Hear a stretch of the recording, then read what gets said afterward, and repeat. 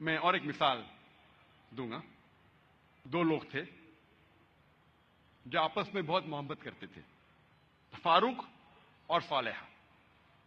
اور فاروق اور صالحہ آپس میں محبت کرتے تھے. انہوں نے شادی کی. شادی کے 3 مہینے بعد جہاد کا اعلان ہوتا ہے اور فاروق جاتے ہیں جہاد پر. جہاد کے جانے سے پہلے وہ اپنی اہلیہ, اپنی بیوی صالحہ کو 30,000 دینار دیتے ہیں. 30,000 دینار ایک یوکے کے آدمی نے کیلکولیٹ کیا اور کہا کہ وہ ہوتے 2 ملین پاؤنڈ. 2 ملین پاؤنڈ کو میں تبدیل کروں گا روپیے میں, ہو جاتا ہے 15 کروڑ روپیے. وہ دیتے ہیں 30,000 دینار, 2 ملین پاؤنڈ, 15 کروڑ روپیے اپنے اہلیہ کو, اور کہتے ہیں کہ اسے محفوظ رکھو, اسے خرچ مت کرو, میں جہاد کے لیے جا رہا ہوں. اور پھر وہ جہاد کے لیے جاتے ہیں اور کہتے ہیں کہ انشاءاللہ میں 3 مہینے میں واپس لوٹوں گا. ان کے جانے کے چند مہینے بعد ان کی اہلیہ صالحہ کو ایک بیٹا پیدا ہوتا ہے. 1 سال گزرنے کے بعد ان کے شوہر واپس نہیں آتے. 2 سال گزرنے کے بعد واپس نہیں آتے. 2.5 سال بعد ایک شخص آ کے کہتا ہے صالحہ سے کہ میں نے تمہارے شوہر فاروق کو دیکھا کہ وہ گر گئے اور وہ گھائل ہو گئے. پھر چند سال گزرتے ہیں, پھر بھی فاروق واپس نہیں آتے. تو اس کی اہلیہ سمجھتی ہے کہ میرے شوہر کا انتقال ہو گیا. لیکن 30 سال بعد فاروق واپس مدینہ لوٹتے ہیں اور ان کی خواہش تھی کہ میں میری اہلیہ سے ملوں. لیکن وہ بہت پرہیزگار تھے. مدینہ میں آنے کے ساتھ سب سے پہلے جاتے مسجد میں نماز پڑھنے کے لیے. نماز پڑھنے کے بعد وہ دیکھتے ہیں کہ کئی علماء آپس میں علم کے بارے میں گفتگو کر رہے ہیں, اور ان میں سے ایک نوجوان, تقریباً 30 سال کا نوجوان, جس کا نام تھا شیخ عبد الرحمان, وہ سب سے بہترین عالم تھا. وہ اس سے کافی متاثر ہوتے. پھر وہ جاتے ہیں اپنے گھر کی طرف.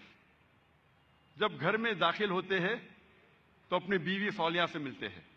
وہ دونوں خوشی کے مارے رو پڑتے ہیں. اس کے بعد فاروق پوچھتا ہے کہ میرے 30,000 دینار تو محفوظ ہے نا, آپ نے اسے خرچ نہیں کیے؟ تو اس کی اہلیہ پوچھتی ہے آپ گھر آنے کے پہلے مسجد گئے تھے؟ ہاں بالکل صحیح, میں مسجد گیا تھا. وہاں آپ نے علماء کو دیکھا؟ ہاں میں دیکھا. کیسے؟ بہت اچھے. خوشی کی بات ہے کہ اس شہر میں ایسے علماء ہیں.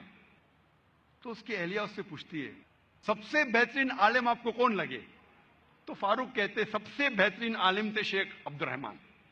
تو اس کی اہلیہ پوچھتی ہے کہ اگر اللہ آپ کو شیخ عبد الرحمان جیسا علم دے تو آپ کتنا خرچہ کر سکتے اس علم کے لیے؟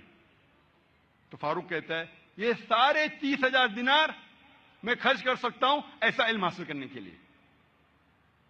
پھر اس کی بیوی پوچھتی ہے کہ اگر آپ کا بیٹا ہو, اسے ایسا عالم بنانے کے لیے آپ کتنا خرچ کریں گے؟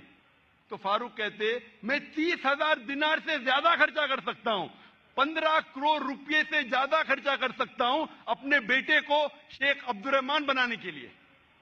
تو اس کی اہلیہ کہتی ہے آپ کے جانے کے بعد مجھے ایک بیٹا پیدا ہوا اور یہ شیخ عبد الرحمان آپ کا بیٹا ہے, اور آپ کے 30,000 دینار میں نے خرچ کیے اس کو عالم بنانے کے لیے. آپ سوچ سکتے اس وقت بیٹے کو عالم بنانے کے لیے والدہ خرچہ کرتی ہے 30,000 دینار, 2 ملین پاؤنڈز, 15 کروڑ روپے. آج کون سا مسلمان اپنے بیٹے کو عالم بنانے کے لیے 15 کروڑ روپیہ خرچہ کرنے کو تیار ہے؟ ہاں, ڈاکٹر بنانے کے لیے نو پرابلم, ڈونیشن دیں گے, رشوت دیں گے, 10 لاکھ, 15 لاکھ, 20 لاکھ, 50 لاکھ, 1 کروڑ ڈاکٹر. امریکہ بھیجنے کے لیے میرا بیٹا امریکہ میں پڑھ رہا ہے، 2 کروڑ خرچہ کریں گے، 3 کروڑ خرچہ کریں گے. کیوں؟ بیٹا امریکہ میں پڑھ رہا ہے. اسٹیٹس. میں یہ جاننا چاہتا ہوں کہ کتنے مسلمان اپنے بیٹے کو عالم بنانے کے لیے 15 کروڑ خرچہ کریں گے. گنتی کے آپ کو ملیں گے انگلیوں پہ. ہے الحمدللہ آج بھی ہمارے معاشرے میں ایسے مسلمان ہیں، لیکن بہت کم، انگلیوں پہ گن سکتے، بہت کم، لیکن ہے الحمدللہ.